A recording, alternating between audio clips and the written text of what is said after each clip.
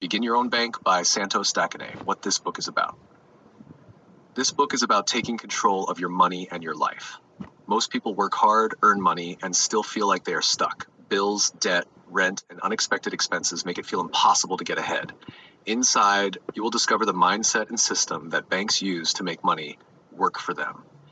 You will learn a simple 3-step process to pay off debt faster, save money, invest smarter, and grow your wealth. You will see how to make your money move with purpose instead of letting it sit idle. This book will show you how to use one powerful system called Power Account Checking to control your cash flow, reduce interest, and build multiple streams of income. You will learn how to buy your first home faster, take your family on trips you could not afford before, and finally stop living paycheck to paycheck. It is about turning survival into strategy, creating freedom, and making your money work for you, not the other way around. How to read this book. We will go through each chapter together, one step at a time, to uncover what truly shapes your beliefs, your money, and your mindset. Each chapter has 2 layers, the surface and the depth. Surface, this is the story of Naive, a reflection of you, me, and everyone who ever struggled with money, self-worth, or fear of not being enough. Naive's story represents the life most of us live without realizing it. Through her, you'll see how everyday thoughts, habits, and conversations quietly shape our beliefs. As you read, pay attention to what feels familiar, because that's your story speaking back to you. Depth, this is where awareness begins. Here, we go deeper into what's really happening beneath the surface, how those beliefs were formed, and how they've silently guided your choices all along. This is where understanding replaces confusion, and awareness starts to change everything. 10 years later. The ocean stretched endlessly before her, sunlight sparkling on the gentle waves. Naive stood on the balcony of her large house at the end of a quiet road, breathing in the salty air. Behind her, the backyard opened like a park, green and wide. For a moment, she let herself feel it all, the peace, the calm, the freedom. A life she had once thought impossible now felt real. This was not just any house. She had bought and built it entirely through her own systems. Every dollar came from the plans she had created, from smart money moves and opportunities she made work for her. No jars for saving, no strict budgets, just control over her money and her life. She had designed every detail herself, from the bright living room to the open kitchen and quiet private spaces. Every corner showed her taste and vision. The land had been chosen for privacy, beauty, and future growth. This house was more than a home. It was a sign of her freedom, her creativity, and her independence. Her parents walked beside her, their eyes full of quiet pride as they explored the rooms she had once only dreamed about. The house was a gift for them too, a sign that their support had not been wasted. It was a dream made real through strategy, planning, and smart decisions, not luck. The backyard was perfect for gatherings, celebrations, or quiet reflection. The garden bloomed with the colors she had imagined, a living sign of the work and thought she had put into her life. Every tree, every flower, every path was proof that careful planning and vision can create abundance not just in money, but in life itself. She closed her eyes and felt the breeze, the warm sun, and the weight of everything she had built. 10 years ago, this would have seemed impossible. Now it was real. A life built from knowledge, strategy, and making money work for her. Every room, every wall, every window told the story of hard work turned into mastery. The freedom she felt went beyond money. It was the freedom to create, to live, and to give without worry. Her home, her parents' happiness, her independence, they were proof that smart action and control could turn even impossible dreams into reality. Naive took a deep breath and let it sink in. This was her life. 10 years of learning, risks, and planning had led to this. Every challenge, every risk, every decision had brought her here. Control, peace, and freedom were hers. The ocean, the sun, and her parents' laughter reminded her that dreams could be real when you learned the rules, used them well, and trusted yourself. 10 years later, the impossible was hers. Chapter 1. The Wake-Up Call, the Surface, Naive's Story. 10 years earlier, the alarm buzzed violently, but she had already overslept. Sunlight stabbed through thin curtains, mocking her. A sharp knocking on the door followed. Rent. Again. Her landlord, impatient and insistent, demanded payment. The phone rang. Her mother, medical emergency. She needed money for the hospital. Rushing out the door, she discovered parking tickets plastered across her car, the gas tank empty. No money for a bus. Borrowing a friend's motorcycle was the only option, but the friend demanded repayment first. By the time she reached her office, the morning had already slipped away. Debt collectors called. Grocery lines reminded her she was counting every dollar. Bills piled like walls: electricity, water, phone. Pawn shops offered pennies for the things she once cherished. Every small victory, every borrowed dollar came with humiliation.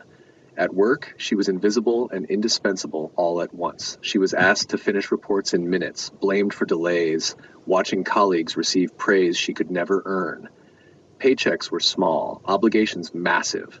She slept fitfully on a thin mattress that night, counting bills like footsteps through a dark hall, wondering if she would ever escape. Dinner with a friend's family. That evening, she was invited to her friend's house for dinner, hoping for a brief respite. But the moment she stepped inside, the tension hit her. Voices rose, words snapped, accusations about bills, loans, and debts flew across the room. Her friend's siblings argued over allowances, parents argued over unpaid obligations. Naive observed silently, not a word. She recognized the familiar rhythm, the stress, the helplessness, the fear, the same she had grown up hearing at her own table, only this time it was not her family. The universality of financial struggle struck TV moment, financial stress everywhere. Back home, exhausted, she sank onto the couch and turned on the television. A courtroom show flickered to life, a woman suing her husband over unpaid bills, broken promises, and mounting debt.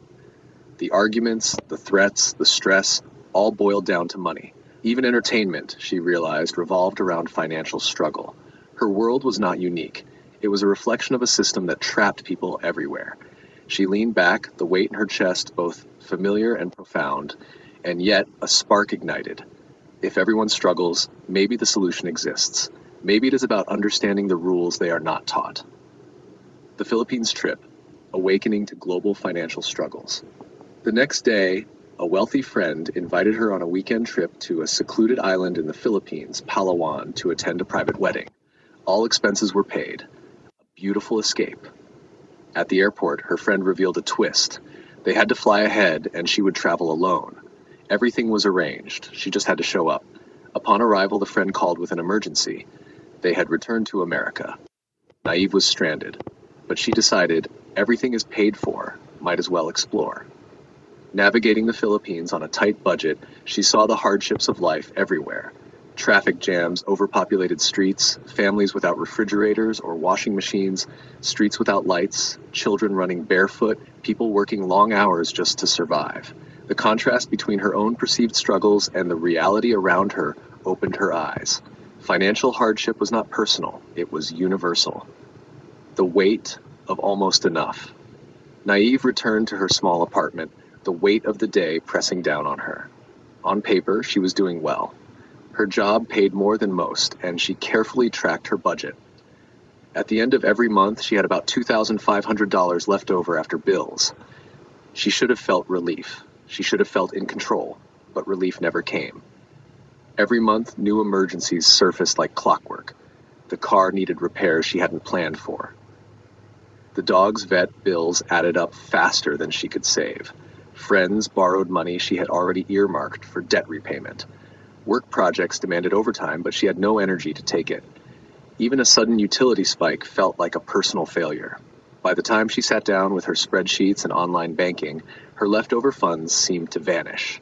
She was juggling multiple due dates, minimum payments, and surprise charges, each one chipping away at her sense of stability. Month after month, the pattern repeated. She started questioning herself. Why am I not getting ahead? Why do I feel broke, even though I make good money? She realized something unsettling. The problem wasn't her income. It wasn't her effort. It wasn't even the bills themselves. It was her lack of control and understanding of how money moves in real life.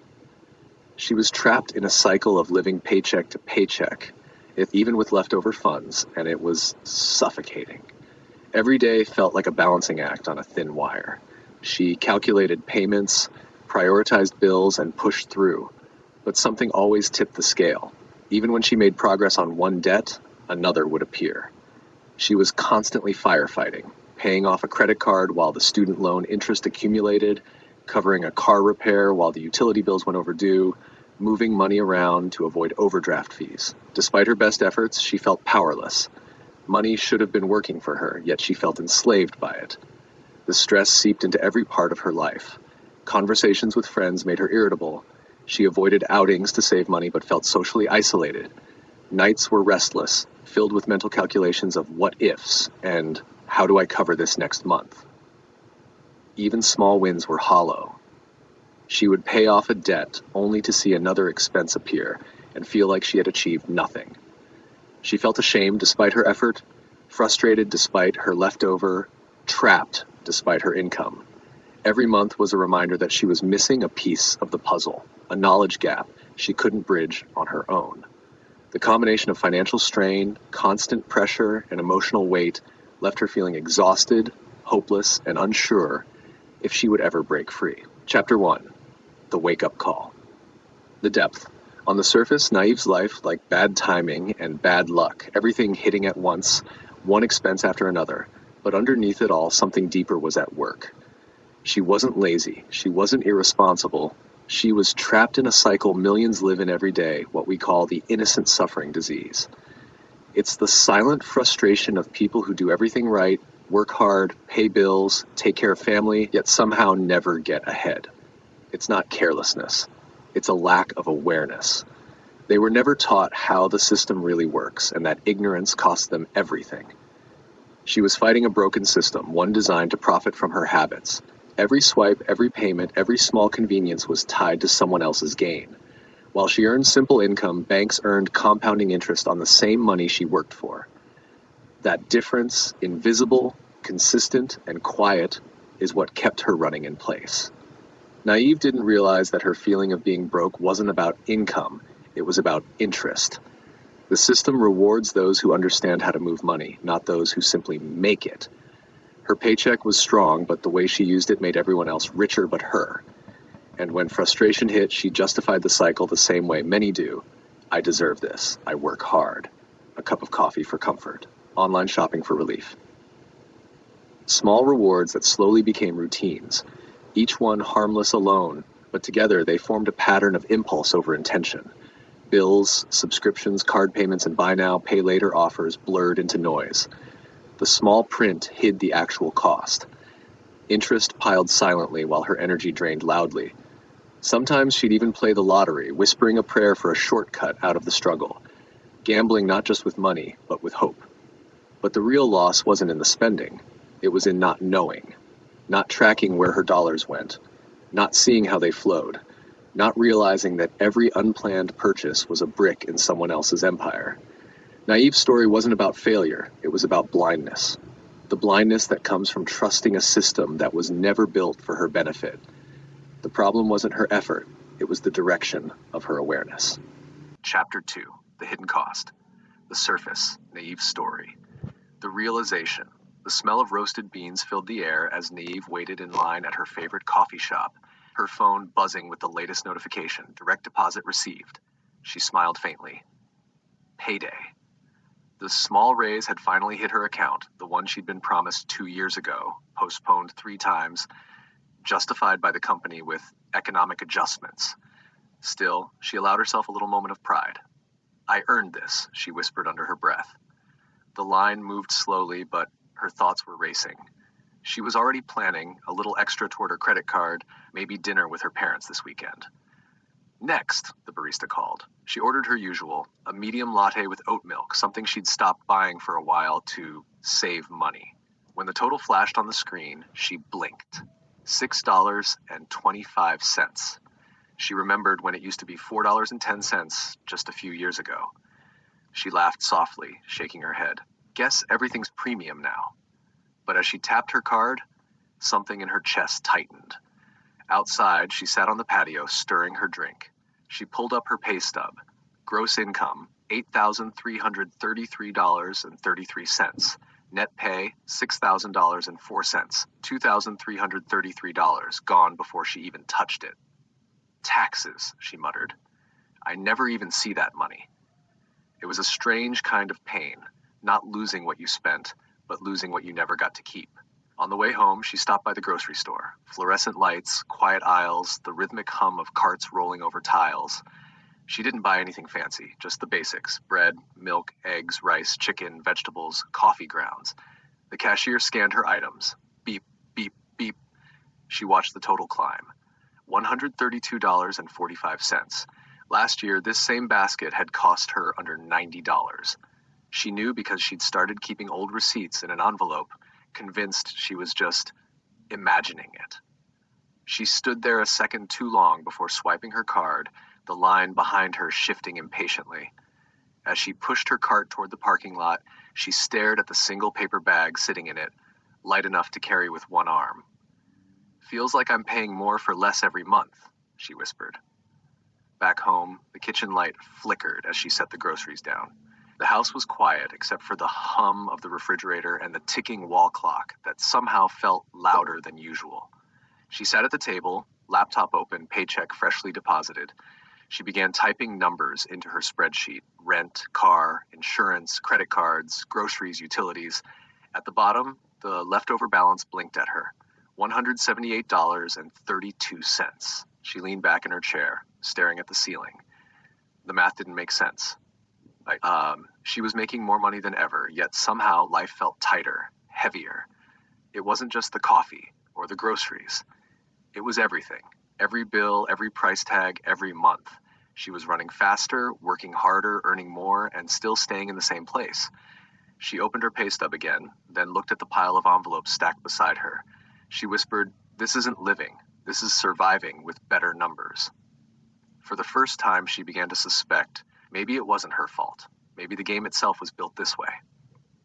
The hidden inflation, silent thief. The next day, Naive stood in the grocery aisle, one hand resting on the cart handle, the other scrolling through her notes app, the same list she'd been using for years: eggs, milk, rice, chicken, vegetables. Simple, basic things. She didn't need much. She never did.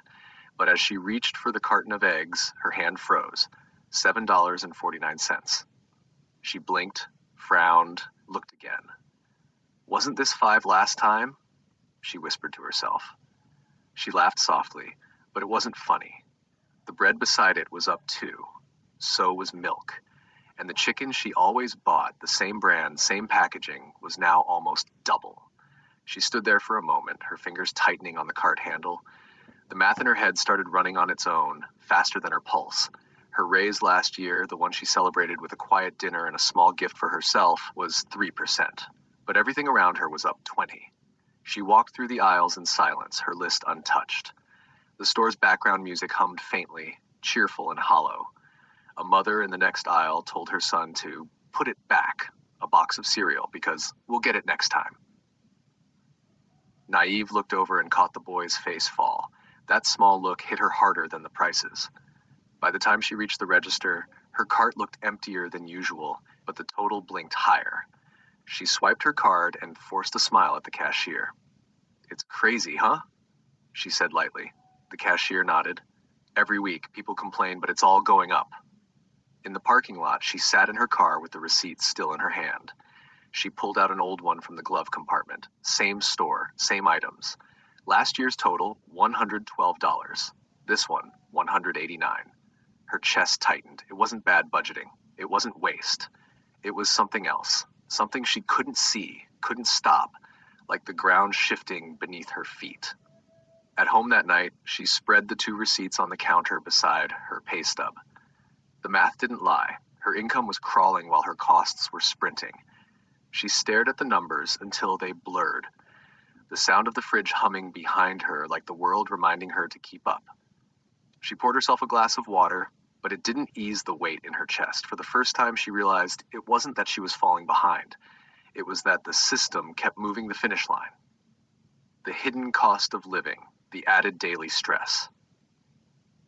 The next morning, Naive left early for work, the city already awake, traffic crawling, coffee lines wrapping around corners, everyone chasing time.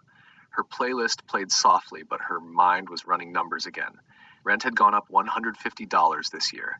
The HOA added a maintenance adjustment. The car insurance recalculated after inflation. Even streaming services quietly raised their prices, $2 here, $3 there. Nothing dramatic, just steady drips. She parked and walked into the office, clutching the same travel mug she'd been using for years. A coworker waved, "Hey, they raised parking again." She smiled weakly. She'd already noticed the deduction on her pay stub. At lunch, she opened her meal prep container, chicken and rice from home, but the smell of takeout filled the room, burgers, ramen, sushi. Her friend laughed. "Come on, treat yourself." Naive smiled, shaking her head. "Next time." But deep down, she wanted to. She missed the small comforts she used to enjoy without guilt. That evening, she stopped by the gas station. The price per gallon blinked at her, higher again. The pump stopped at $78 before she even reached full. She stared at the screen, whispering, it's fine, like a prayer. Back home, she sat at the kitchen counter and looked around her apartment. It wasn't extravagant, just rent, light, warmth, Wi-Fi, nothing fancy. Yet somehow the basics had become luxuries disguised as normal life. She opened her laptop and did the math again. Rent, utilities, car, food, insurance, gas. What used to take $4,500 a month now took $5,400. Her income hadn't moved enough to keep up. She leaned back in her chair, feeling the silent weight of it. The world wasn't asking her to spend more. It was quietly demanding it. Each cost rose just enough to stay invisible until it became unbearable. For the first time, she whispered, "Maybe it's not me." The words hung in the air like a revelation, but also like a warning. The hidden tax, working for someone else. Friday morning, the company payroll email arrived. "Deposit received," it read. Naive smiled faintly. For a moment, the familiar relief washed over her. Rent could be paid, the fridge could be filled. But as she opened the pay stub attachment, the relief began to fade line by line. Gross income, $8,333.33. Federal tax, $1,127. State tax, $396. Social Security, $516. Medicare, $120. Health insurance, $174. Retirement contribution, blank. She had stopped contributing months ago. Net pay, $6,000. She stared at the total, tapping the paper with her pen. $2,300 gone before I even touch it, she whispered. Every month. Curious, she pulled up last year's folder on her laptop, old pay stubs saved in neat order. The same job, the same hours. The numbers were smaller then, less tax, lower deductions. Even though her salary had gone up, her take-home pay hadn't. Month after month, her income rose on paper, but felt thinner in her hands. Taxes crept quietly, just like the cost of living, never in one big leap, just enough to swallow the raise she'd waited all year for. That weekend, she stopped by the grocery store after work. The moment the cashier scanned her items, the receipt flashed the familiar sting, 12% VAT. She sighed. "Even groceries," she muttered. The cashier smiled politely, unaware that Naive wasn't talking to her. She was talking to the system. Later that day, she filled her car with gas. Taxed. Picked up coffee. Taxed. Ordered a few things online. Taxed. Everywhere she turned, another slice was taken. It hit her then. She was being taxed when she earned her money, and taxed again when she spent it. She paused in her car, receipt in hand, whispering, "It feels like I'm working for Uncle Sam." At lunch, she vented to a coworker. "I got a raise," she said, half laughing, "and somehow my paycheck feels smaller." Her friend shrugged. "That's life. They take what they take." That night, Naive sat again at her kitchen table, spreading the papers across the surface, old stubs, current ones, receipts from her tax preparer. She highlighted the totals and added the numbers on her calculator. $28,000 in taxes last year. Her finger hovered over the number as if touching it would make it real. That was almost half a year of work, gone before she ever saw it. When tax season came, she waited eagerly for the return. Maybe it would ease things, buy breathing room. But when she logged into the filing portal, the amount blinked on the screen. $614 refund. Her heart sank. Months of anticipation for what barely covered a week of groceries. She laughed once, hollow. Closing her laptop, she whispered, "How do they keep winning?" For the first time, the question wasn't angry. It was curious. Somewhere deep inside, she knew she was missing something. The hidden interest, the fine print debt. The sun crept through the blinds, but Naive's eyes were already open. She hadn't really slept, just drifted in and out of numbers. The faint buzz of her phone pulled her back. "Notification, your statement is ready." She sighed. Here we go again. Coffee in hand, she opened her banking app. Credit card balance, $7,860. Minimum payment due, $196. Interest rate, 19.99%. She scrolled down the statement. Each purchase looked harmless. A grocery run, gas, a birthday gift for her niece. But the interest charge line stopped her. $132.40. She frowned. That's like paying rent for money I already spent. It didn't make sense. She'd been careful lately, paid on time, avoided new debt, yet the balance never seemed to shrink. She clicked payment history. For 6 months straight, she'd paid faithfully. But the total barely moved. Half of every payment went to interest. Half to the balance. Every month, she was buying time instead of freedom. Naive leaned back in her chair, the same kitchen table that had paced up meltdown the night before. She opened her email. Car loan notice. Mortgage reminder. Student loan update. Each one politely asking for her monthly obligation, each one quietly collecting its own fee. She added them up on her notepad. Mortgage interest, $1,200 a month. Car loan, $340. Credit card, $132. Student loan, $250. Most of it still interest. She rubbed her forehead. So I pay to borrow, I pay to spend, I pay to live. Outside, a neighbor was mowing the lawn, the sound steady, mechanical, like the rhythm of her life. Work, pay, owe, repeat. Naive opened her spreadsheet from last night and added a new column, interest paid per year. She stared at the total when she finished. It was more than $10,000. That was her vacation fund. Her down payment, her second chance. She shut her laptop slowly, whispering, no wonder they said the rich get richer, they're the ones collecting it. The world outside was already awake, bills waiting, systems humming, but something had shifted inside her. The numbers weren't random anymore. They were rules, and she was finally starting to see them. The hidden lifestyle, the comfort trap. Saturday morning sunlight streamed through the blinds, soft and golden. Naive stretched under the covers, enjoying the rare silence. No alarms, no deadlines, just a moment to breathe. She scrolled through her phone. A text from her friend. Brunch later, my treat if you drive. She smiled. She deserved it, didn't she? After the week she had, the endless meetings, the late nights, a simple brunch felt like a reward. She got ready, spritzed perfume, and felt a flicker of pride when she caught her reflection. You've earned this, she told herself. The cafe was bright and busy, laughter bouncing off glass walls. Mimosas sparkled on every table. She ordered the avocado toast, the latte, and a side she didn't need but wanted. When the bill came, she didn't flinch. It was only $32. Nothing crazy, just a little joy. But later at the grocery store, she hesitated between two brands of olive oil, $7.99 or $10.99. It's just $3, she murmured, picking the one she liked more. Small choices, harmless on their own. Then another notification pinged. Your credit card payment of $250 is due tomorrow. She sighed, thumb hovering over the screen. Next month, I'll be better, she whispered. The same promise she'd made last month, and the one before that. That night, she scrolled through her favorite shopping app, adding things to her cart she didn't need. Candles, a new throw blanket, a blouse for the next meeting. The dopamine hit was instant. It made the stress fade for a few minutes.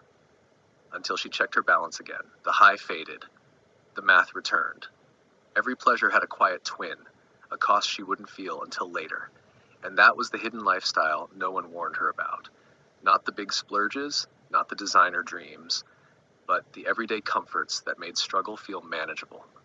The morning coffee, the brunch, the late night clicks, tiny doses of pleasure that numbed the pain of exhaustion and made the cycle feel normal.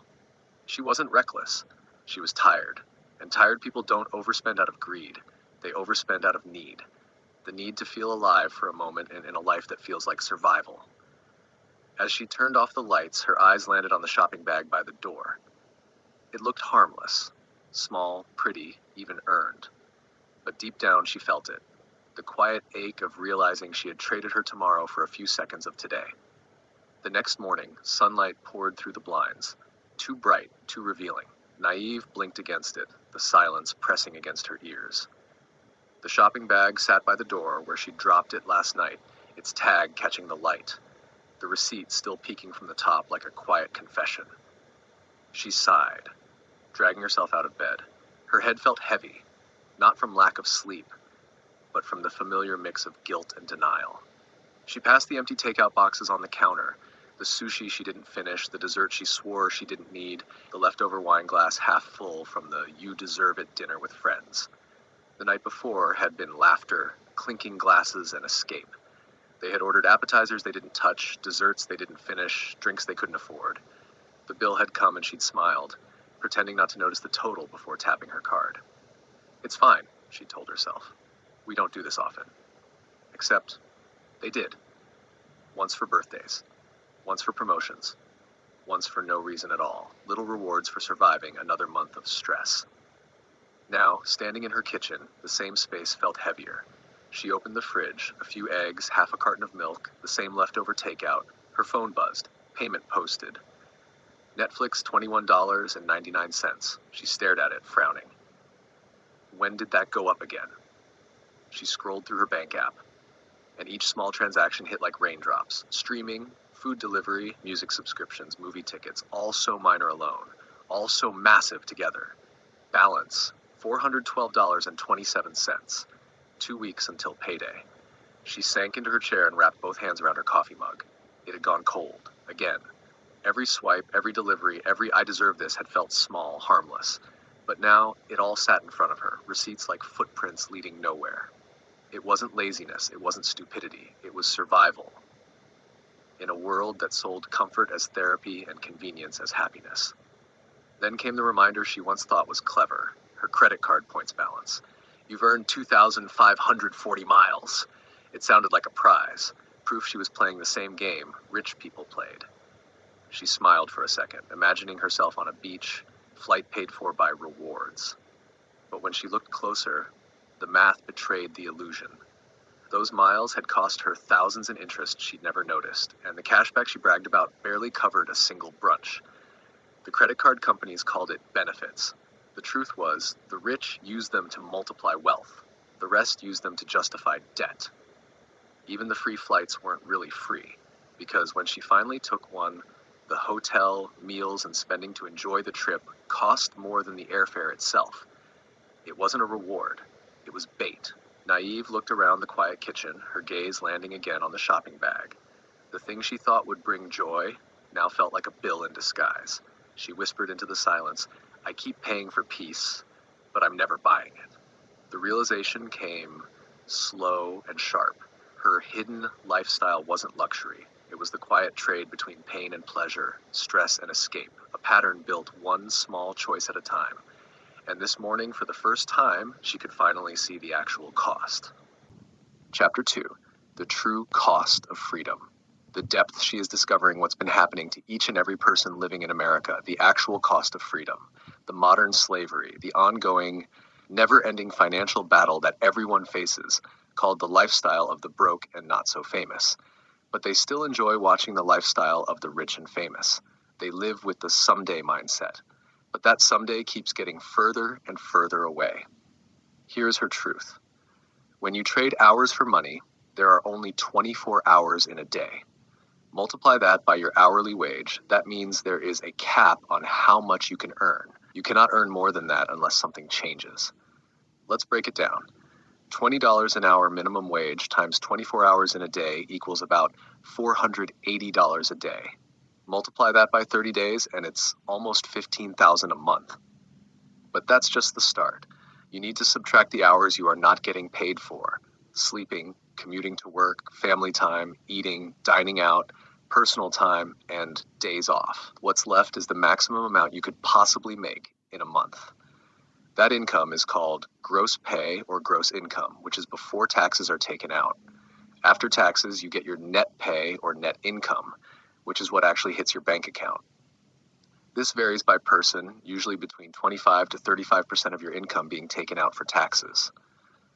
Now subtract your debts, including mortgage, car loans, student loans, personal loans, and credit cards. These are the interest payments you pay for borrowing money. Next, subtract your living expenses, food, gas, electricity, water, cell phone, internet, and all the things you cannot live without. These are your needs. Then subtract lifestyle expenses, dining out, entertainment, salon visits, haircuts, gym membership, security systems, yard maintenance, personal care, dry cleaning, and other things we call wants. That's still not all. You also need to account for emergencies, death in the family, accidents, insurance, college expenses, a new baby, wedding expenses, travel, and all the things you didn't expect that life throws at you. Now, what is left, whatever is left, you are supposed to use to build wealth. Some people need extra income, called a part-time job or second job. Some work 3 jobs just to make ends meet. That is the hidden cost, the cost that takes away your daily fun, family time, and special occasions. You have to skip them because of "I can't make it, I had to work" excuses. You end up hardly seeing your family, even though you are supporting them. Then, you still fight about money. There is no appreciation for all you are doing to support your family. And here's the reality. The number one reason for divorce is money. Chapter 3. The Two Worlds of Interest. The Surface Naive Story, The Loan Part 1. Naive sat at her kitchen table with her laptop open, curious about how much she would really pay for her house over time. The loan said she borrowed $300,000, and her monthly payment was $1,800 for 30 years. She began doing the math. There were 12 months in a year, and 30 years total. That was 360 payments. When she multiplied 1,800 by 360, the number on the screen made her eyes widen. $648,000. Her mouth fell open. "Holy cow," she whispered. She checked the numbers again, thinking maybe she had typed something wrong. But no, it was correct. If she borrowed $300,000, she would end up paying back $648,000. That meant $348,000 of it was not for the house at all. It was just interest. Extra money going straight to the bank. She leaned back and stared at the numbers, realizing what that really meant. "I am paying for 2 houses, but only getting 1, she said softly. "The bank gets the second one." The loan said 6% interest, but it did not look like 6% to her. It looked like almost double. The more she thought about it, the more confused she felt. The bank called it amortization, but to her, it looked like a slow trap. Each month, she paid mostly interest and only a little bit of what she actually borrowed. For the first few years, almost nothing really went toward owning her home. Naive shook her head and sighed. "I feel like I am just renting." Only this time, the landlord is the bank. The thought sank deeper. Rent never ended, and now even owning did not feel like owning. 30 years suddenly felt like forever. By the time the house would finally be hers, her hair would be gray, her back tired, and most of her life already spent paying for it. She would have worked decades just to give the bank double what the home was worth. She stared at the glowing numbers on her screen and whispered, "I will be paying forever." No wonder people worked all their lives just to pay off one house. She imagined what was really happening with her payments. Every month she sent her money to the bank. The bank did not just hold it. It used that same money again, lending it to someone else and charging them more interest. The bank's money kept moving and growing while hers kept leaving her account. That was when it hit her. The bank was not working harder than her. It was not smarter, faster, or stronger. It just understood how to make money move. She realized the bank owned her home until the very last payment. She could live there, decorate it, and call it hers. But if she ever missed too many payments, the bank could take it back. Her coffee had gone cold again. She wrapped her hands around the mug and thought quietly to herself. For the first time, she began to wonder what it would feel like to be on the other side, not the one paying interest, but the one earning it. What if my money could grow like the bank's does? She thought. The question stayed in her mind long after she closed her laptop. Maybe the goal was not to escape the system at all. Maybe it was to finally learn how it really worked and start playing it her way. Naive leaned back in her chair, trying to wrap her head around paying forever for her own home. That was when she remembered her parents. They had lived in the same house for over 30 years, and she always assumed they had finished paying it off a long time ago. Yet somehow she knew they were still making mortgage payments. She decided to ask, "Mom, Dad, how many times did you refinance your house?" Her dad smiled. 3 times. "Why?" she asked. "The first one was to lower the interest rate," her mom explained. "The second was so we could borrow a little more to send you to college. and the third was to fix the roof and combine all our debts into one low payment. Naive blinked. Her mind was racing. How much was your house worth when you first bought it? About $150,000, they said. And now, how much is your mortgage? $250,000, her dad replied. Her eyes widened. Wait, what? How is that possible? And the payment? She asked, already imagining the spreadsheet in her mind. About $1,300 a month on average over the past 30 years, her mom said. Naive pulled her laptop closer and started typing, numbers filling the screen. She calculated the total they had already paid the bank. $1,300 a month, 12 months a year, 30 years. Then she calculated what it would be with the new payment after the last refinance. $1,500 a month times 12 times 30 years. Her chest tightened. The totals were massive. She turned to her parents, her voice sharp but trembling. Mom, Dad, did you know that you have already given $460,000 over the past 30 years and you still owe $150,000? Her parents exchanged a glance. Things come up, her dad said quietly. That is why we refinanced. Life does not always go as planned. Naive sank back into her chair, feeling the weight of it. The payments were not just about the house itself. They were about time, strategy, and the invisible cost of interest compounding silently behind the scenes. She realized she had only been looking at borrowing in one way. She had never thought about refinancing, about how changing the loan terms could stretch payments for decades or give the bank more profit while giving the homeowner temporary relief. Her parents had played the game carefully at refinancing for life events and repairs, but even they were still paying decades later. She understood now why the house that once cost $150,000 could still be tied to a mortgage 30 years later. Naive whispered to herself, "It is not just me. This is the system." Naive leaned back in her chair, staring at her laptop. She ran the numbers for the new mortgage, $1,500 a month, times 12 months, times 30 years. Her fingers froze on the keyboard. Mom, Dad, you still owe $540,000, she said, her voice trembling. Her parents nodded quietly. Yes, but it is just the way it works, her dad said. Naive took a deep breath and added it up.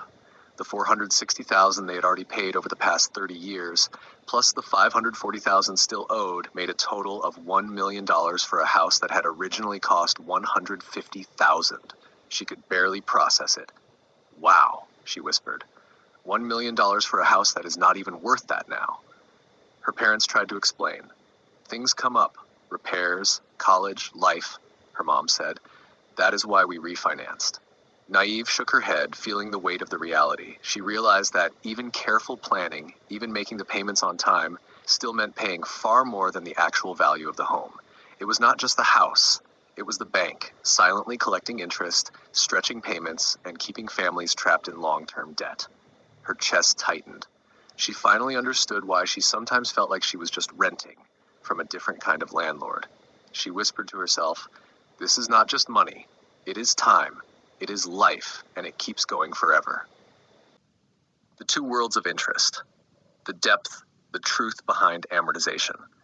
When you borrow money to buy a house, you usually take out what's called a mortgage, and the way the bank sets up that mortgage is something they call amortization. It sounds complicated, but really, it's just the method they use to split your monthly payment. Every payment you make is divided into two parts. One part goes to the bank as interest, the fee they charge you for letting you borrow. The other part goes toward the amount you actually borrowed, called the principal. At the beginning of the loan, most of your payment goes to interest. Only a tiny portion goes toward the principal. This is called front-loaded interest. For example, if your monthly payment is $1,800, around $1,500 goes to interest, and only $300 goes to the loan itself. Month after month, year after year, you keep paying, but the balance barely moves. It feels like you're stuck. And that's because you are. Now let's look at what happens over time. Say you borrow $300,000 for 30 years at 6% interest. The bank says 6%, and that sounds small, right? 6% of $300,000 is $18,000 for 1 year. So in your head, you might think, okay, $18,000 a year times 30 years, that's $540,000 in interest. 300,000 plus 540 equals 840,000. But that's not what really happens. The truth is even worse. The bank doesn't charge you 6% once a year. They charge you every month based on whatever balance is left. That means interest builds on interest. Over time, that becomes something called compound interest. By the time you finish paying $1,800 every month for 30 years, you will have given the bank $648,000. Subtract the $300,000 you originally borrowed. That means $348,000 was pure interest, money that went straight into the bank's pocket. So even though the paper says 6%, the total feels like you paid for double. You end up paying for 2 houses, but you only live in one. That is how compound interest works. It grows against you when you are borrowing, and it grows for you when you are the one lending. The truth behind refinancing. Now let's talk about refinancing. When you refinance, you take out a brand new loan to pay off your old one. People refinance to get a lower rate, lower the payment, or pull out cash for repairs, college, or emergencies. But here's what they don't tell you. Refinancing does not reduce the years you already paid. It resets the clock. You start a brand new 30-year loan again. And here comes the sneaky part. Every time you refinance, the bank charges closing costs. Let's say it's $10,000. They don't make you pay it up front. They add it to your loan balance and then charge you interest on that for the next 30 years. That $10,000 can easily turn into $20,000 before you're done. Now imagine you refinance 3 times. Each time you think you're saving money, but really you're starting over and adding more and more to what you owe. That's exactly what happened to her parents. They bought their house for $150,000. They lived there for more than 30 years and refinanced 3 times. Once to lower the rate, once to help pay for college, and once to fix the roof and combine other debts. Their average payment was about $1,300 a month, $15,600 per year. Multiply that by 30 years, they had already given the bank around $468,000, more than 3 times what the house originally cost. After the last refinance, their payment became $1,500 a month. If they pay that for another 30 years, that's $540,000 more. Add the $468,000 they already paid, and the total reaches almost $1 million for a house that originally cost $150,000. This is how people end up paying forever. Every refinance resets the timer. Every payment restarts the cycle. Every time, the bank earns more. But here's where it gets deeper. That so-called borrowed money isn't even really borrowed. It is the same money that people like you and me deposit into checking and savings accounts. The bank takes the money we work for, lends it to others, sometimes even back to us, and charges us interest for borrowing our own money. We work for the same dollars twice. First, when we earn them and deposit them, and then again when we borrow them back and pay interest. While we work to pay off loans, the bank keeps lending, collecting, and growing. It's a system built to make money flow toward them, not toward us. Now think about what happens when you combine all your debts, your mortgage, car loan, student loan, credit cards, into one big mortgage. Banks call it debt consolidation. It sounds easier, but here's the truth. You turn short-term debt into long-term debt. You take loans you could have finished in a few years and stretch them into 30. Suddenly, you're not paying off one house anymore. You're paying for 2 houses, 2 cars, 2 credit card balances, 2 student loans, and double the closing costs. That is why amortization feels like paying forever. You're not just making payments, you're renting money. You don't call it rent because you live in your home. But really, you're renting the money that bought it. And it doesn't stop there. Any debt with a minimum payment works the same way. If you only pay the minimum on a credit card, it can take decades to finish. A mortgage is even worse. It is a gigantic credit card with a 30-year minimum payment. And every refinance is a restart button that lets the bank charge you again and again. You tell yourself, at least I'm lowering my rate. But in reality, you're signing a contract that says, it's okay to double what I owe. It's okay to pay interest longer. It's okay to pass this debt to my children someday. And all the money you pay in interest, all the closing costs, all the extra fees is money you will never get back. That is why it feels like renting forever, even when you think you own your home. When the bank says 6%, they don't mean 6% for 30 years. They mean 6% per year. And when that compounds, it grows fast. That's why 300,000 becomes 648,000. That's why 10,000 in closing costs turns into 20,000. That's why you feel like you're always paying, but never done. Understanding amortization is the first step to waking up. Because once you see how the system really works, you can start asking the real question, not how can I pay less, but how can I become the one earning interest instead of paying it? Chapter 4, the two world of interest, the surface. The line of credit. The power of simple interest. Naive sat across from the banker, a little nervous but curious. This time she wasn't here to apply for a mortgage. She wanted to understand something new, something she had only heard people talk about but never really understood. The banker smiled and said, "Let me show you the difference between a loan and a line of credit." Naive leaned forward, ready to listen. The banker's name was Jeff. He spoke with an easy confidence, the kind that made complex things sound simple. Jeff explained that a loan and a line of credit might sound similar, but they work very differently. A loan is one way. Once you borrow the money, all you can do is make payments until it's gone. But a line of credit is revolving, which means you can borrow, pay it back, and borrow again when you need it, like a reusable source of cash. Then Jeff began listing the types of lines of credit available. There's the PLOC, or personal line of credit, which is based on your personal income and credit score.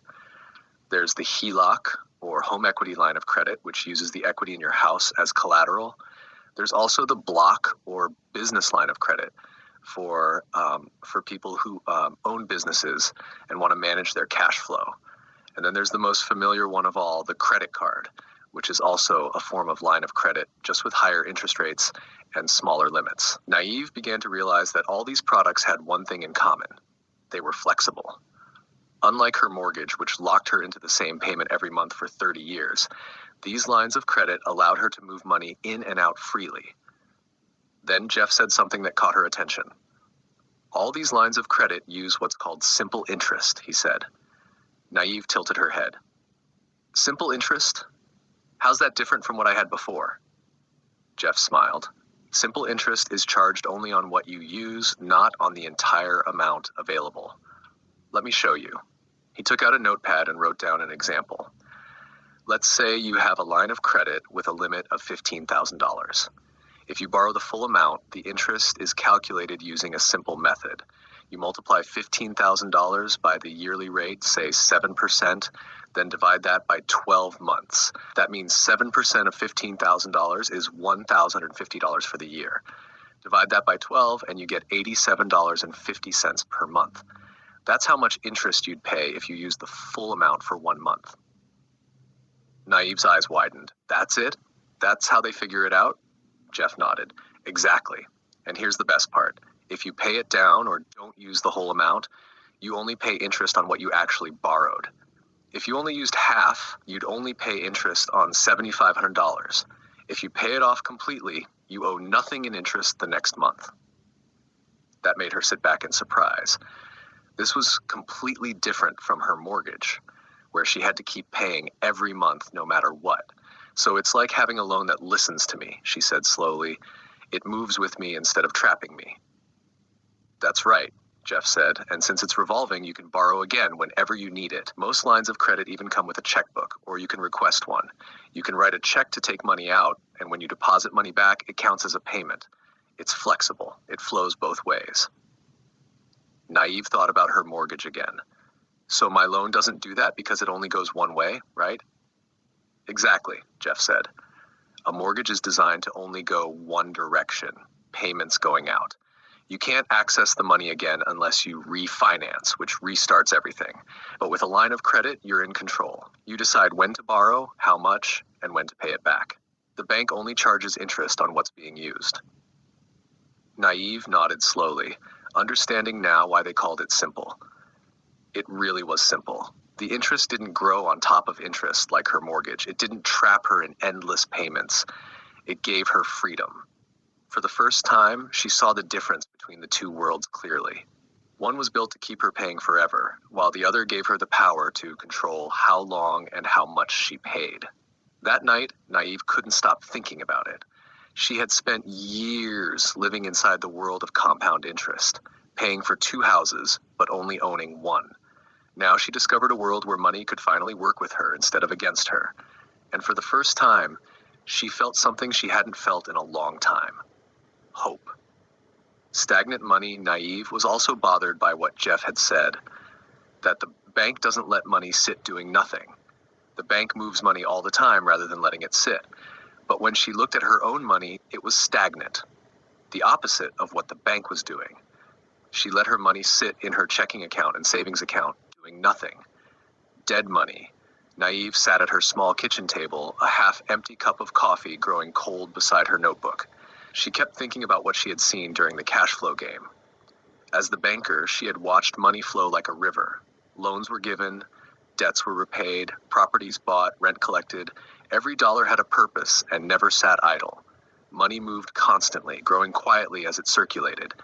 She opened her checking account on her laptop and stared at the numbers.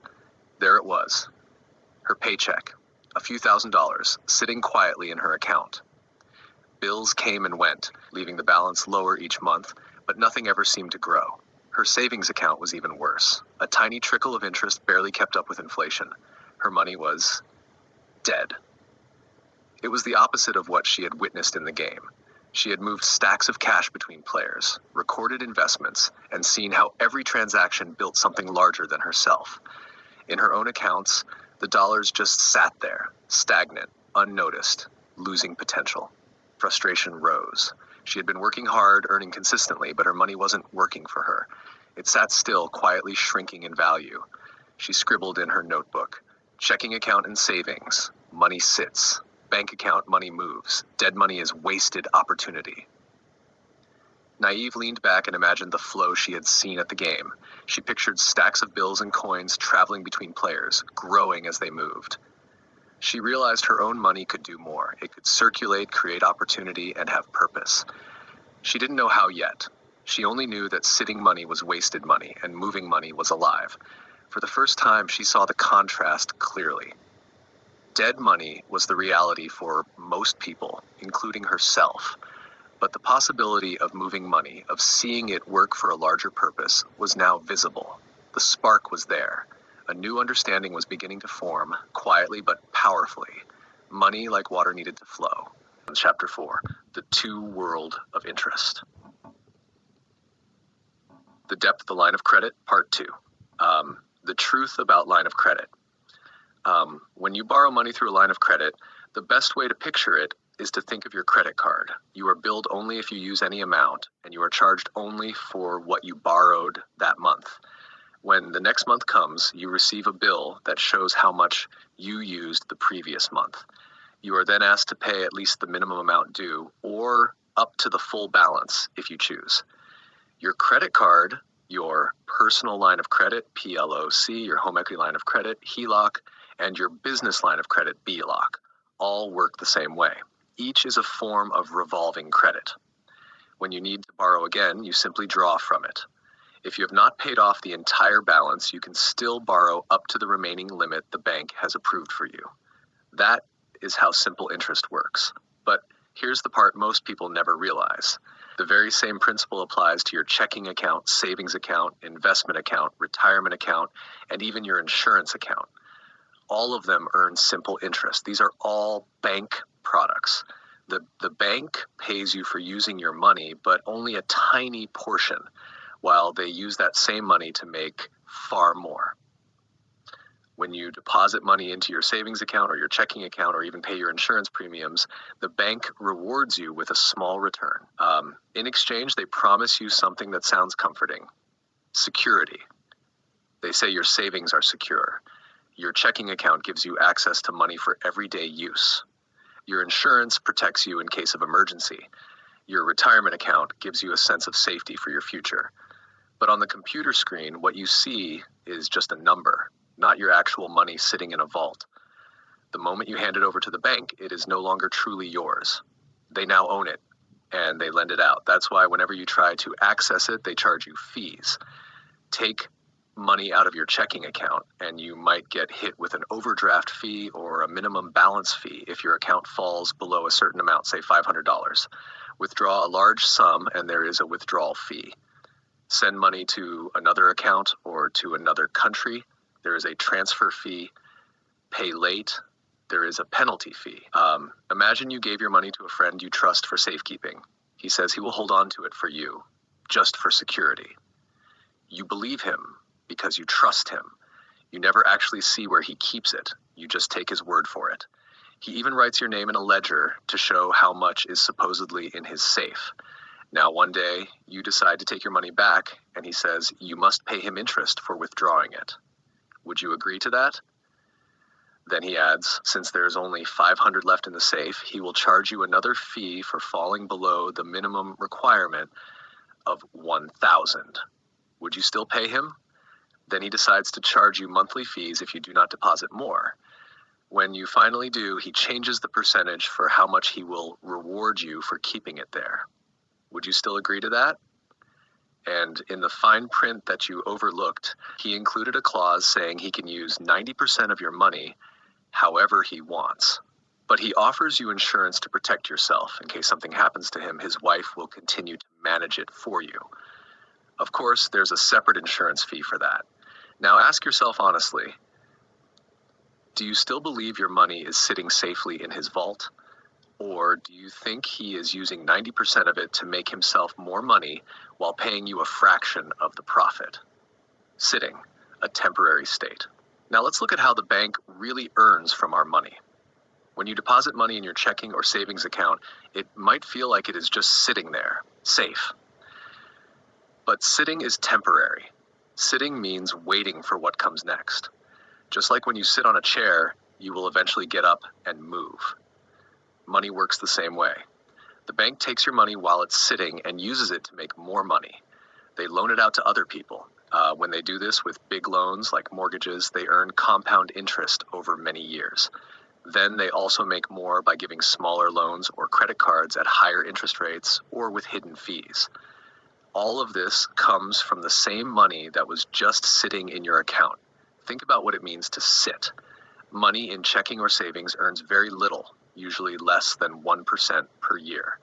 Certificates of deposit, or CDs, earn a little more, maybe around 3%. Investment accounts or insurance accounts are like parking your money for a while, and they can earn between 3 to 6% depending on the type. The bank decides where your money sits and uses it to grow their earnings. Meanwhile, you get just a fraction of what your money could actually earn. So even while your money looks safe, it is always working for the bank first. You are essentially lending the bank your money so they can make more from other people's payments, loans, and fees.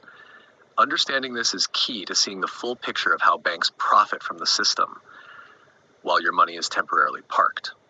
Conclusion. The bank takes your money and uses it to earn even more. They lend it out through loans that compound interest or amortization, making far more than the stated 6%. In reality, it can feel like 100% over time. Meanwhile, they pay you simple interest or non-compounding interest for letting them use your money. On top of that, they charge fees for transactions and access, and you are taxed on what little interest you earn. Your money is working hard, but mostly for the bank. Understanding this is the key to seeing how the system really works and why it is so important to take control of your finances. This is one of the secrets most millionaires use with their money. They follow what the bank does, but in reverse. Instead of letting the bank borrow their money, they borrow from the bank at simple interest and then invest it to earn compounding interest. By doing this, they turn the system upside down, using the bank's methods to grow their wealth while paying only a fraction of what they could have lost. Chapter 5, the reverse psychology, the surface. The cash flow event. Naive was invited to a cash flow board game designed by Robert Kiyosaki at a friend's house a few weeks back. Naive walked into the small living room where her friends were gathered around a table. Brightly colored cards, fake money, and charts were scattered everywhere. She had arrived late as usual and froze for a moment at the edge of the room. Numbers always confused her, and this game looked like a maze of money she could not understand. "Why don't you help me become the bank?" the host said, noticing her hesitation. "All you have to do is hand out the money when players get paid." "It's simple." Naive blinked. Handing out money seemed easier than trying to play herself. She nodded and slipped into the role, her fingers slightly shaking as she handed out cash, moved it from one pile to another, and recorded every payment. At first, it felt small, almost boring. She just moved stacks of money, marked investments, and watched players take loans or buy properties. But soon she noticed patterns. Money flowed from one player to another, debts were paid, investments grew, and she could see exactly how each dollar moved. It was almost magical. Every action told a story, and she was right in the middle of it, controlling the flow. It hit her slowly. This was what banks did. Money never sat still. It moved strategically, silently growing, circulating from one person to another. Her own checking account, with its tiny savings, sat stagnant and useless by comparison. Here, the money was alive. Here, she understood the secret. By the next week, she refused to play as a regular player. She yelled, "I want to be the bank." She only wanted to be the bank every week. She observed, studied, and wrote notes. She was learning the language of money without even realizing it. She was playing a totally different game in her head. Back at her apartment, she could not stop thinking about the game. At her desk, she began researching banks. She read websites, articles, and financial reports, scribbling notes furiously. The language was confusing and full of jargon, but she pushed through. Slowly, she started to see how banks really worked.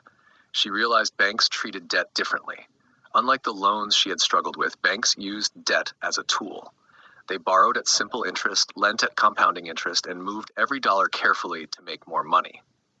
Debt itself was not bad. Misunderstanding it was. Hours passed. Days passed. Naive looked at her own money and realized it was dead. It just sat there. Checking account, savings account, idle cash. Nothing moved. It did not grow. It did not work for her. The opposite of what the bank was doing. She wrote angrily in her notebook, "Dead money is money doing nothing." Then she remembered the bank's principles. They transformed money. They made it work. They didn't let it sit. They borrowed smart, invested smart, and used other people's money to make more. Slowly, she began simplifying all the complexity she had read. 3 truths emerged in her mind. First, the bank transforms money. They have loans with compound and simple interest. They earn more on compound interest, pay less on borrowed money with simple interest, and move investments to grow their wealth. Second, sitting is temporary. Money never just sits. Banks park it strategically, so it earns, grows, or saves. Her own idle checking and savings accounts were nothing like that. Third, the bank uses other people's money to pay, loan, and invest, while their own money is working to make more. And then it hit her, like a bolt of lightning. She flipped through her notes again and again. What if she reversed the process? Instead of what banks do, invest to earn, why not do the opposite? Instead of letting her money sit idle, what if it could sit on debt instead of investments? She could invest later. For now, she would let her own money work for her. Her heart raced. That was it. Her loan, the one she hated, could be transformed. She scribbled furiously. Step 1. Convert loan to line of credit. No more compound interest, now simple interest, cheaper. Step 2. Let my income sit on the debt to lower balance while keeping control. The aha moment wrapped around her like a wave. She imagined her paycheck flowing directly onto a line of credit instead of a checking account. Every dollar she deposited actively lowered her balance. Interest shrank, debt diminished. Her money was finally working for her, not against her. Step 3 became clear. She could use the line of credit like a checking account. Bills, groceries, rent, utilities, all could flow through it. Every dollar in, every dollar out, strategically reducing debt while keeping money moving. The system the banks used for decades was now in her hands. Naive leaned back. Her chest rose and fell with relief and exhilaration. She could feel the flow of money, the leverage, the strategy. For the first time, she could see exactly what it meant to think like a bank. The invisible machinery of wealth, once a mystery, had unfolded before her. She whispered to herself, "This is the beginning. This is a powerful account checking. This is how I take control."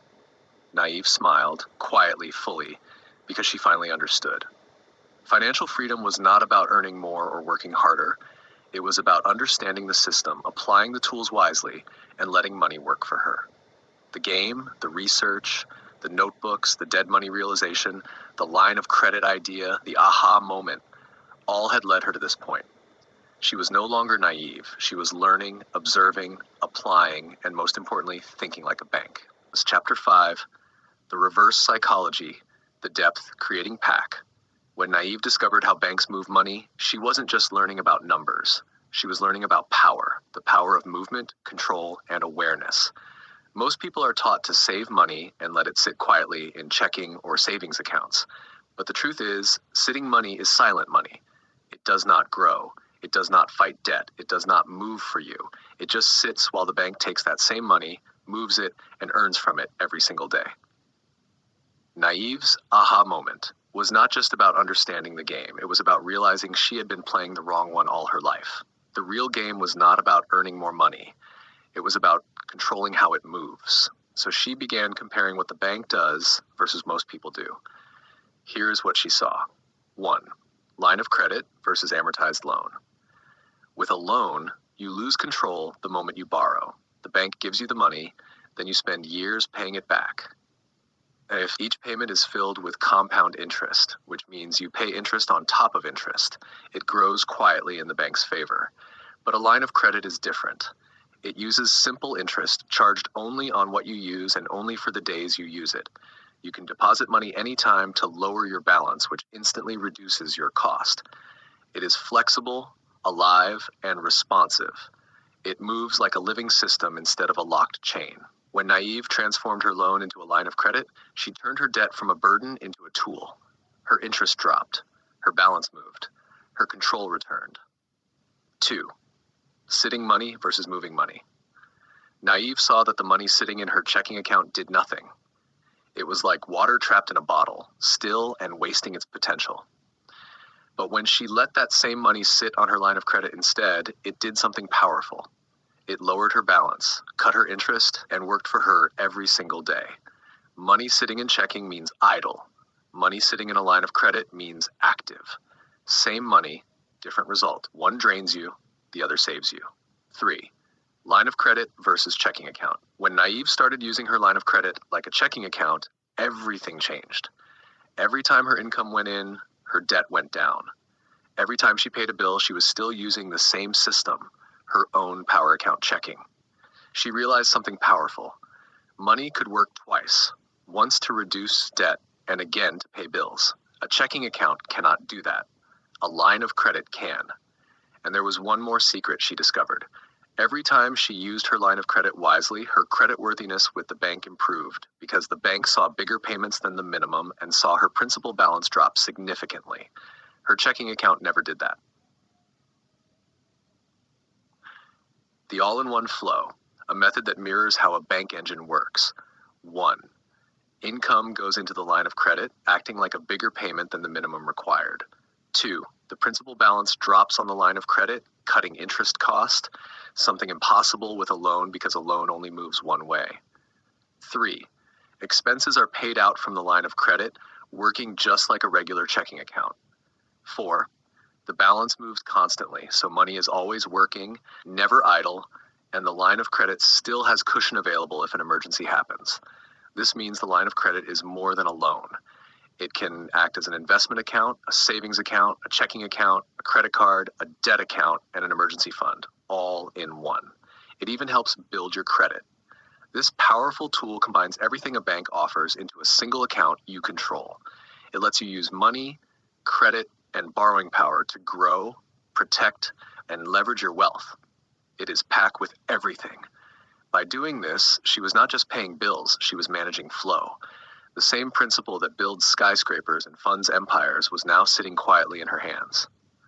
Naive finally understood that thinking like a bank was not about being rich. It was about being smart. It was about knowing how to make every dollar move with purpose. Banks never let money rest. They transform it, park it, circulate it, and multiply it. Now she could do the same. Her debt became her system. Her income became her tool. Her line of credit became her freedom. This was more than knowledge, it was a transformation. The day she stopped thinking like a borrower and started thinking like a bank was the day her financial freedom began. Students discover with ideas using BYOB Power Account Checking, PAC-AM. Here's where it gets exciting. Students of the program started experimenting with PAC, each one twisting it their own way, creating their own rhythm, their own version of thinking like a bank. Taxi fleet expansion. One student was running a rental taxi business with 20 cars. Every single car had its own loan, 20 separate payments dragging him down. His dream was to land the airport account, but he needed 40 cars to qualify, so he shifted his mindset. He went to the bank, used all 20 cars as collateral, and secured one business line of credit. He used it to wipe out every single loan, and by cycling the taxi income through the line, he cleared all 20 cars in just 2 years. With the debt gone, he bought 20 more, and finally took the airport contract he'd been chasing for years. Emergency buffer. Another student hit a stretch with no income at all. Using PAC, they borrowed $2,000 from their line, then deposited it back the next day. The bank saw it as a full cycle. It bought them breathing room without penalties, without stress, without late fees. Motorcycle deal. A young student bought a $50,000 motorcycle with her line of credit and created a rent-to-own deal for $1,000 a month.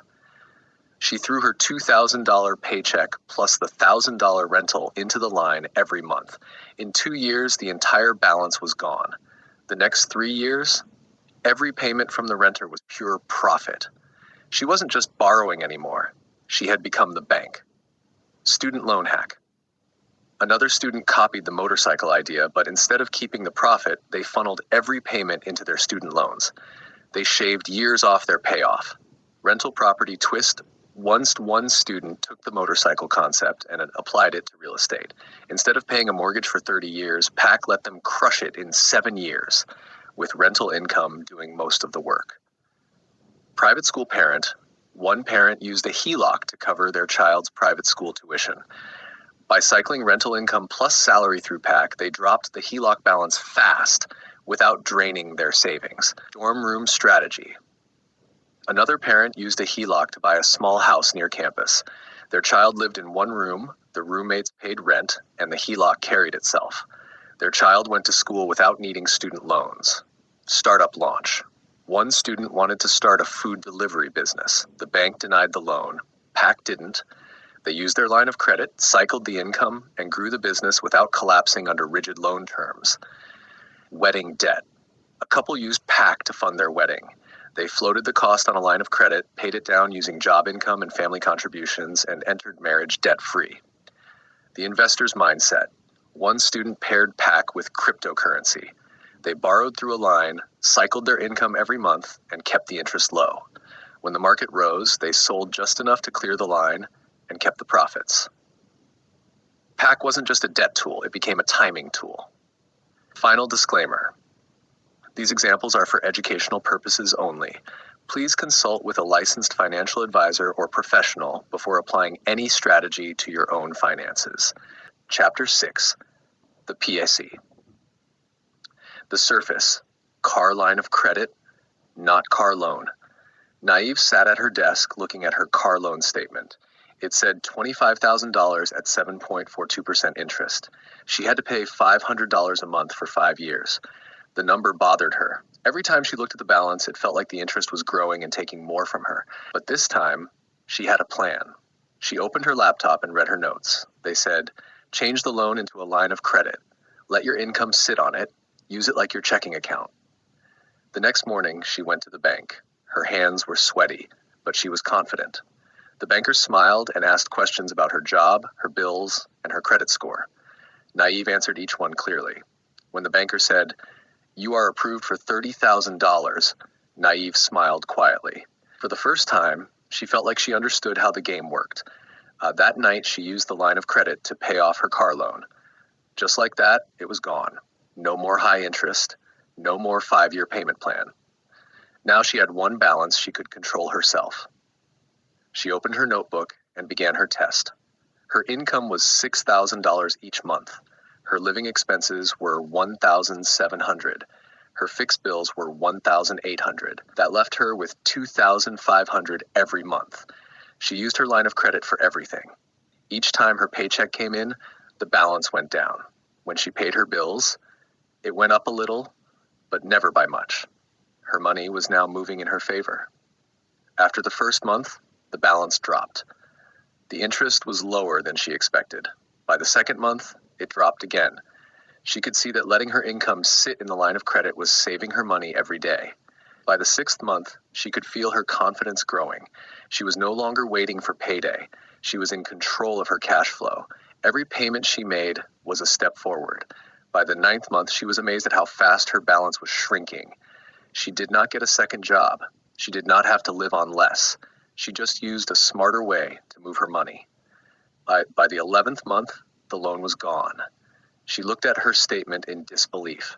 The car that was supposed to take 5 years to pay off was now fully paid in less than 1 year. She smiled and said softly, "This is how banks think." But she was not finished yet. First dream property. A few months later, she faced her next challenge. She wanted to buy her own home. The house cost $300,000 with a 6.01% interest rate. The bank said her payment would be $1,800 each month for 30 years. It was almost the same amount she had been paying for rent. But this time, her payment would build her own future, not someone else's.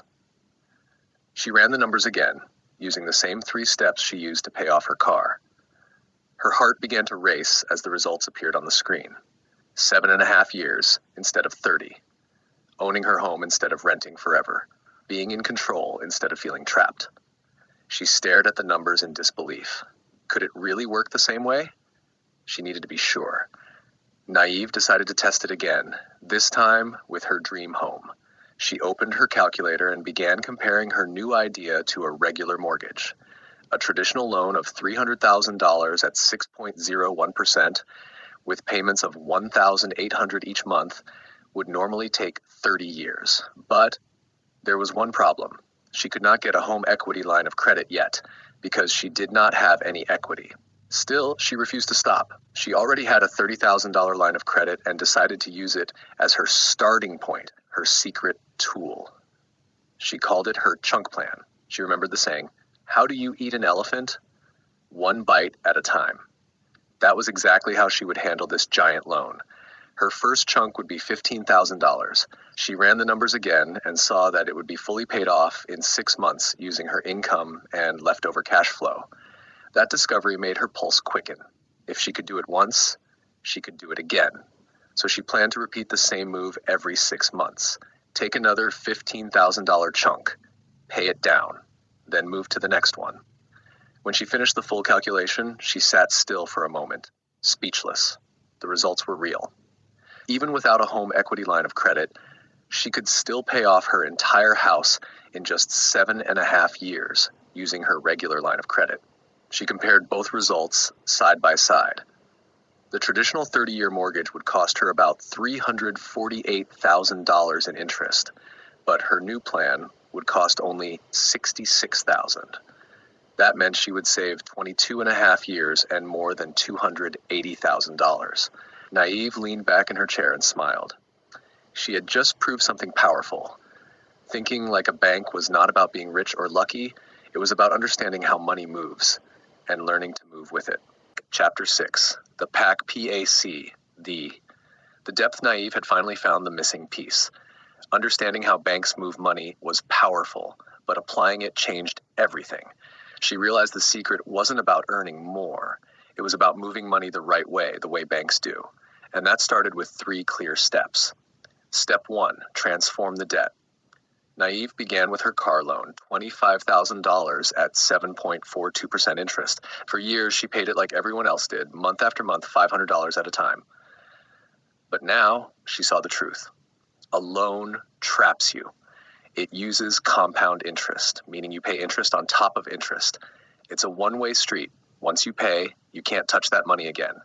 The bank controls the flow, not you. So she transformed the loan into a line of credit. Suddenly, everything changed.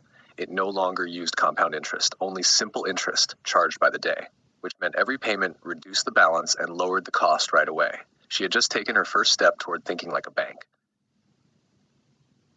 Step 2, Let income sit on debt. Next, she rerouted her income.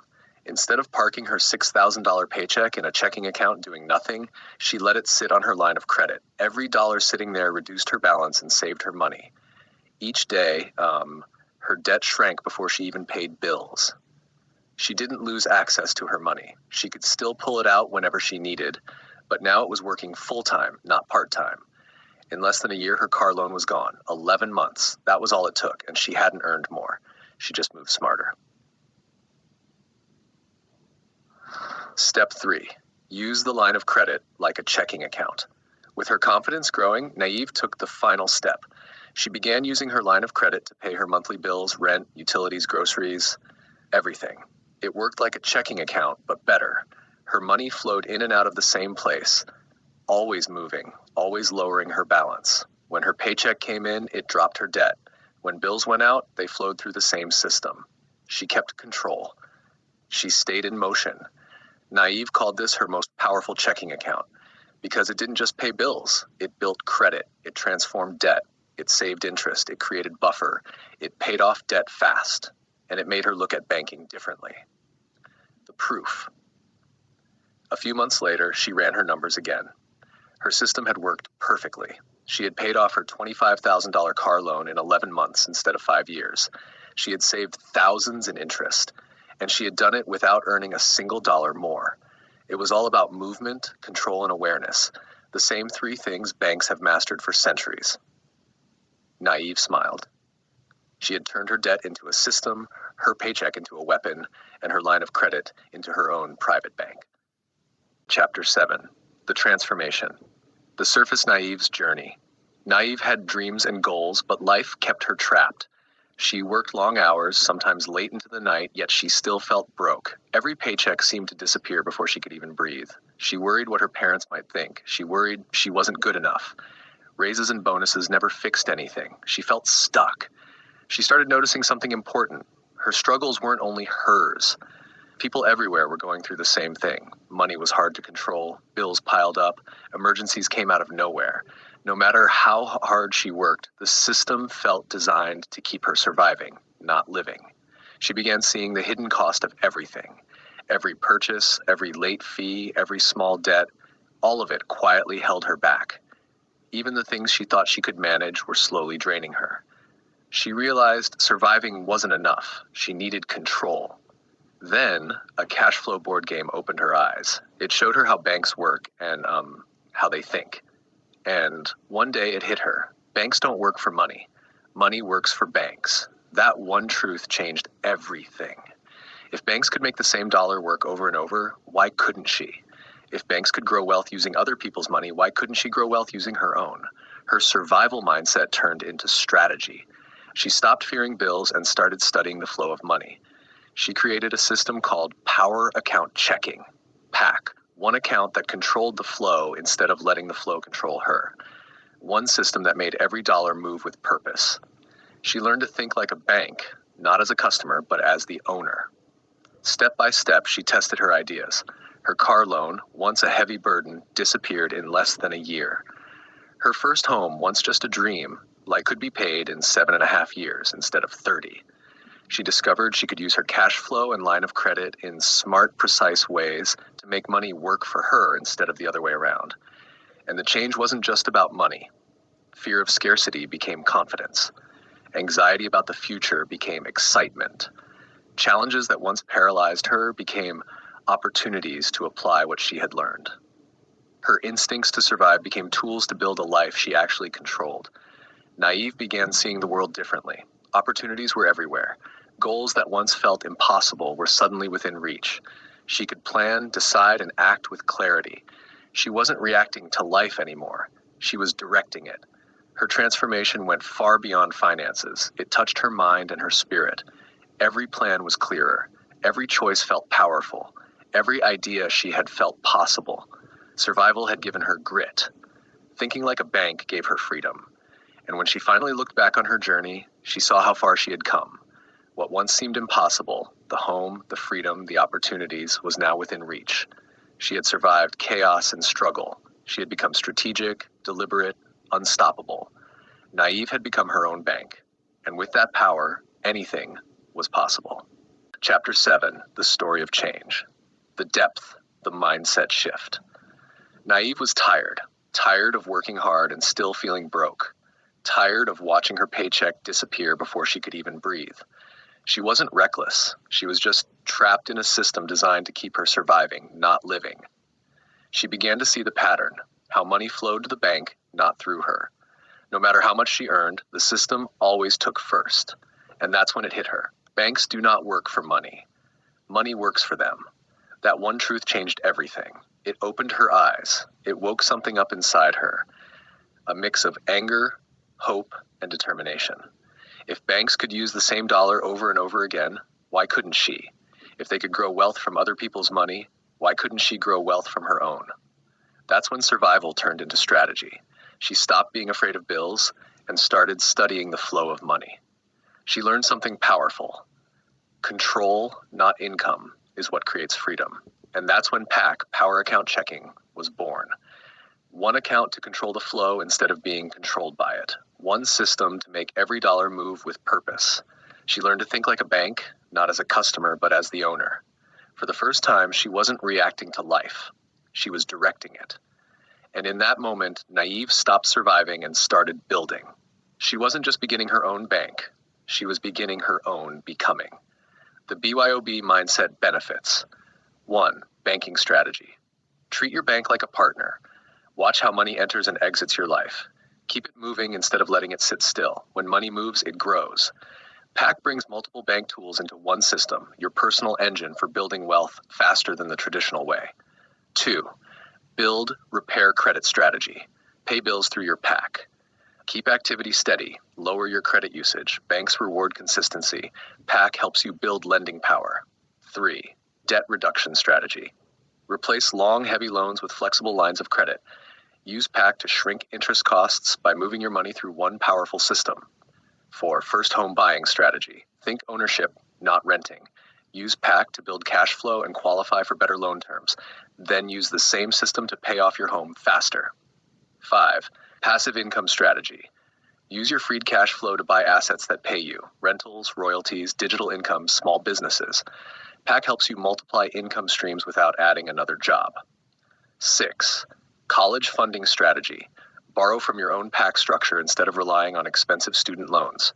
Pay it back faster and smarter. 7. Tax saving strategy. Use credit lines to pay taxes, then use your PAC flow to pay down the line. Save time, save interest, stay compliant. 8. Real estate strategy. Move your money wisely. Refinance with purpose. Let one property pay off another through domino effect. The more you own, the faster they pay each other. 9. Business funding strategy. Separate personal PAC and business PAC. Use business credit lines the same way you use personal ones, but with better scalability. 10. Employee benefit strategy. Support your retirement and investments through PAC. Teach the system to employees as a financial wellness benefit. 11. Asset protection strategy. Use structures like S Corps, C Corps, LLCs, and self-directed IRAs. PAC gives you the float to fund them without stress. 12. Insurance protection strategy. Treat insurance as leverage. Pay premiums through PAC, then use cash value or rental income to pay down the line. Layer your protection so you never lose momentum. Hammer 13. Adoption strategy. Use PAC to fund big, life-changing goals, including adoption, family growth, or meaningful causes. BYOB turns dreams into funded realities. 14. Ideas and venture strategy. Test small businesses or creative ideas using PAC fast, safe, and smart. If the idea supports flow, growth, or protection, it has potential. 15. Wealth building strategy. Buy more properties, build more businesses, create more streams of income. Make money work for you, not the other way around. 16. Building legacy strategy. This isn't just about paying off debt, it's about creating something that lasts. Banks have passed wealth for more than a century. If they can build legacies, why not you? You can become the bank. You can build the legacy. Student ideas in action.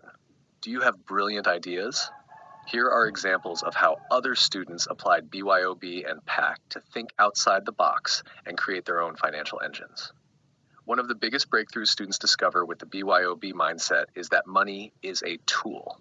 And when you combine PAC, power account checking, with creative thinking, the possibilities multiply. These are not one-size-fits-all formulas. They are sparks of inspiration to show you what becomes possible when you flip your mindset, use OPM, other people's money, and put your PAC system to work. The Construction Brothers business. 3 brothers worked in construction, but only when jobs came in.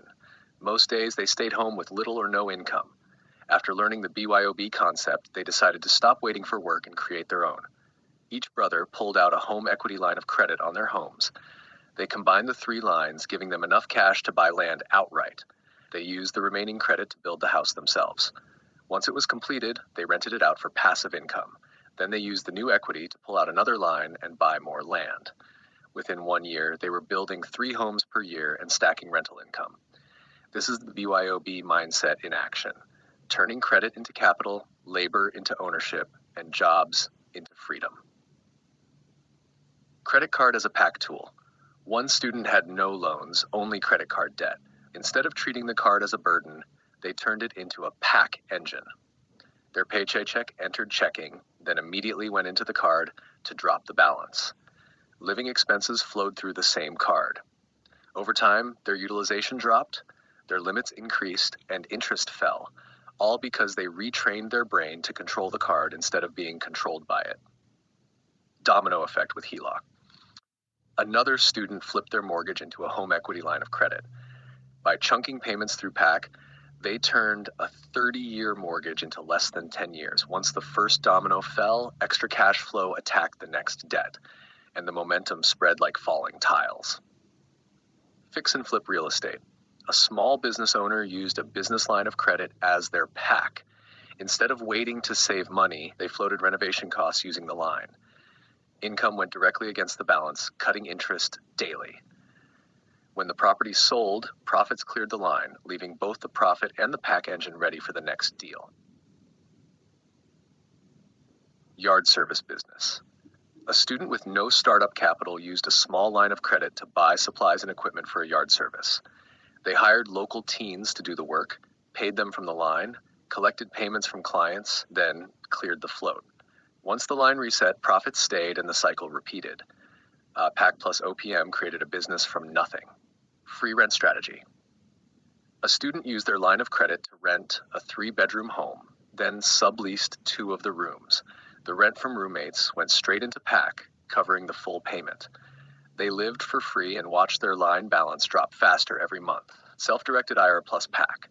One student learned about self-directed IRAs from Mark J. Kohler. They mixed the IRA's long-term tax strategy with PAC's short-term flow system. Together, they created leverage, protection, and growth. Proof that mindset and tools can work together. Small business and side hustles. Several students launched side hustles using PAC.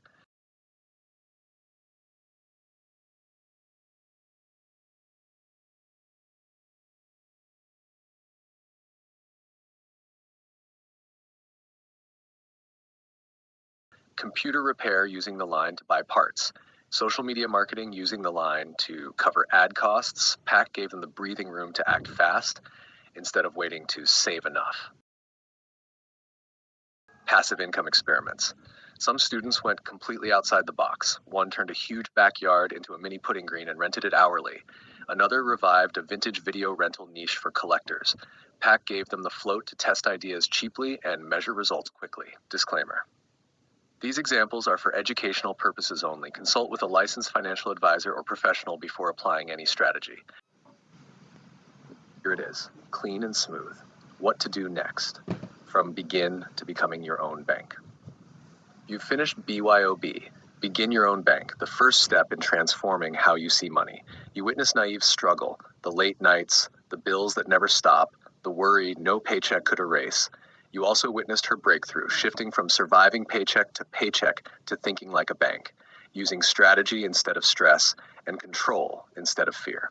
This book was your awakening. It gave you the mindset, the perspective, and the possibilities. But awareness is only the beginning. The next level is mastery. That's where BYOB, becoming your own bank, comes in. This next book is your manual for wealth building, a step-by-step system that turns survival into strategy and strategy into freedom. You'll learn how to turn debt from a burden into a tool, pay off loans faster and smarter, manage cash flow the way banks do, build wealth with real estate, business, and investments, create your own system for long-term financial control. Because the line of credit is more than just credit, it's control. It's your checking account. It's your savings. It's your loan. It's your investor. It's your business. It's your engine of growth. It's becoming your own bank. In the next book, you won't just understand how banks think, you'll learn how to operate like one, using systems designed to circulate wealth, accelerate payoff, and compound freedom under your own name. This is no longer theory, this is operation. This is how you become your own bank. Because thinking like a bank changes how you see money, but becoming the bank changes how money sees you.